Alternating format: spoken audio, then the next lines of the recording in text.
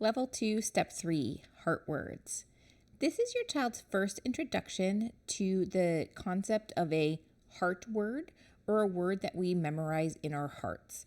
You might have heard these called high frequency words or sight words. These are words where a letter might do something that your child hasn't learned yet or is maybe a little bit unique to that word. So you'll explain to your child that he's going to learn about some words that are so common when we read that we store them in our heart, and we call these heart words. You'll show your child Heart Word Card 1. This is located in the student pages.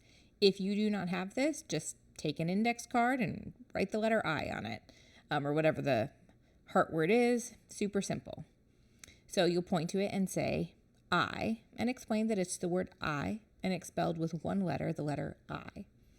And on the heart word card, there's a little heart under it to remind us that I doesn't make the sound I, like the letter I does sometimes, but that it spells the sound I. Explain that it's written with a capital letter. You'll count the sounds in the word I, one sound, and then your child will write the word I. You can show him that sometimes I is written with a line, and sometimes it's written with the line and then the top and the bottom lines. For the student pages, I do use a font that includes the traditional I with the top and bottom lines, but you can expose them to the idea that sometimes they'll see just a line when they read printed works.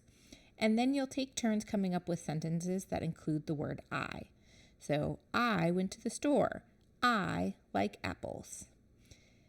And that's heart words. There's also in the student pages, there are worksheets. As we get into heart words that are a little bit more complex, there's worksheets that walk you through how to have your child write the word, spell the word, and map the word out by sound. And that's a super helpful resource, especially if your child struggles with remembering these heart words.